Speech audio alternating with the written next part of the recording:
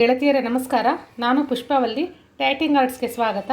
ಈ ದಿನ ನಾನು ಹೆರಳೆಕಾಯಿಯಿಂದ ಗೊಜ್ಜು ಮಾಡೋದು ತೋರಿಸ್ತಾ ಇದ್ದೀನಿ. ಈ ಹೆರಳೆಕಾಯಿ ನಮ್ಮ ಆರೋಗ್ಯಕ್ಕೆ ತುಂಬ ಒಳ್ಳೆಯದು.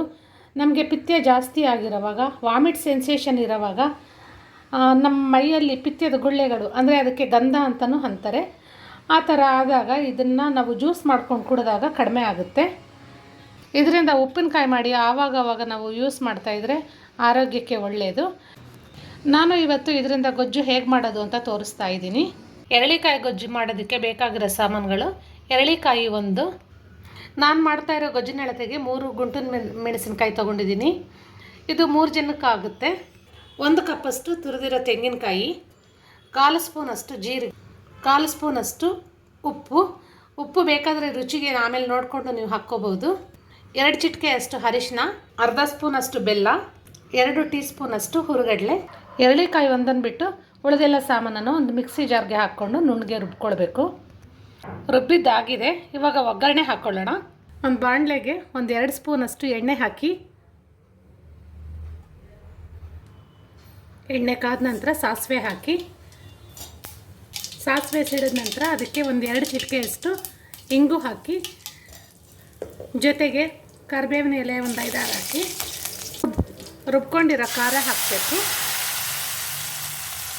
ಹಾಗೆ ಈ ಜಾರ್ಗೊಂದು ಸ್ವಲ್ಪ ನೀರು ಹಾಕ್ಕೊಂಡು ಚೆನ್ನಾಗಿ ಮಿಕ್ಸ್ ಮಾಡಿ ಈ ಥರ ಅದನ್ನು ಹಾಕ್ಕೋಬೇಕು. ಹುರ್ಗಡ್ಲೆ ಹಾಕಿ ರುಬ್ಬಿರೋದ್ರಿಂದ ಅದು ಚೆನ್ನಾಗಿ ಕುದಿ ಬಂದಾಗ ಇನ್ನೂ ಗಟ್ಟಿ ಆಗುತ್ತೆ. ಅದಕ್ಕೆ ಇನ್ನೊಂದು ಸ್ವಲ್ಪ ನೀರು ಹಾಕ್ಕೊಂಡು ಇದನ್ನು ಚೆನ್ನಾಗಿ ಕುದಿಸ್ಕೋಬೇಕು. ಈಗ ಇದು ಕುದಿಯೋದಕ್ಕೆ ಶುರುವಾಗಿದೆ. ಈ ಟೈಮಲ್ಲಿ ನೀವು ಟೇಸ್ಟ್ ನೋಡಿ, ಅಕಸ್ಮಾತ್ ಉಪ್ಪೇನಾದರೂ ಹಿಡಿಸುತ್ತೆ ಅಂದರೆ ಉಪ್ಪು ಹಾಕ್ಕೋಬೋದು. ಇಲ್ಲ ಖಾರ ನಿಮಗೆ ಹಿಡಿಸುತ್ತೆ ಏನಾದರೆ ಒಂದು ಸ್ವಲ್ಪ ಅಚ್ಚಕಾರದ ಪುಡಿ ಹಾಕ್ಕೊಂಡು ನೀವು ಎಷ್ಟು ಬೇಕೋ ಅಷ್ಟು ನೋಡಿಕೊಂಡು ಹಾಕ್ಕೋಬೋದು. ಇದು ಇನ್ನೊಂದು ಸ್ವಲ್ಪ ಚೆನ್ನಾಗಿ ಕುದೀಲಿ. ಗೊಜ್ಜು ಇವಾಗ ಚೆನ್ನಾಗಿ ಕುದೀತಾ ಇದೆ. ಈಗ ಸ್ಟವ್ ಆಫ್ ಮಾಡಿ ಗೊಜ್ಜನ್ನು ಕೆಳಗಡೆ ಇಳಿಸ್ಕೊಂಡು 10 ನಿಮಿಷ ತಣ್ಣಗಾಗೋದಕ್ಕೆ ಬಿಡಬೇಕು. ತಣ್ಣಗಾಗಿದೆ. ಈಗ ಇದಕ್ಕೆ ಕೊತ್ತಂಬರಿ ಸೊಪ್ಪು ಕಟ್ ಮಾಡಿರೋದು, ಅದ್ರ ಜೊತೆಗೆ ನಾವು ಎರಳಿಕಾಯಿ ಅದನ್ನು ರಸ ಹಿಂಡಬೇಕು. ಇದು ಎಷ್ಟು ಬೇಕೋ ನೋಡಿಕೊಂಡು ಹಾಕ್ಕೋಬೇಕು. ಇದು ಪೂರ್ತಿ ಹಾಕೋದೇನು ಬೇಡ, ನೋಡಿಕೊಂಡು ಇದಕ್ಕೆ ಎಷ್ಟು ಹಿಡಿಸುತ್ತೋ ಅಷ್ಟು ಹಾಕ್ಕೊಂಡು ಮಿಕ್ಸ್ ಮಾಡ್ಕೋಬೇಕು ಚೆನ್ನಾಗಿ. ಯಾವುದೇ ಕಾರಣಕ್ಕೂ ಇದು ಬಿಸಿ ಇರೋವಾಗ ಎರಳಿಕಾಯಿ ರಸ ಹಾಕಬಾರ್ದು, ಇದಕ್ಕೆ ಕಹಿ ಬರುತ್ತೆ. ತಣ್ಣಗಾದ ಮೇಲೆ ಹಾಕ್ಕೊಳ್ಳಿ. ಗೊಜ್ಜು ರೆಡಿಯಾಗಿದೆ. ಈಗ ಇದನ್ನು ಸರ್ವ್ ಮಾಡ್ಕೊಳ್ಳೋಣ. ಗೆಳತಿಯರೇ, ಬಿಸಿ ಅನ್ನದ ಮೇಲೆ ಸ್ವಲ್ಪ ತುಪ್ಪ ಹಾಕ್ಕೊಂಡು ಹಾಗೆ ಅದ್ರ ಮೇಲೆ ಎರಳಿಕಾಯಿ ಗೊಜ್ಜು ಹಾಕ್ಕೊಂಡು ಕಲಿಸ್ಕೊಂಡು ತಿಂದ್ರಂತೂ ರುಚಿ ತುಂಬ ಅದ್ಭುತವಾಗಿರುತ್ತೆ.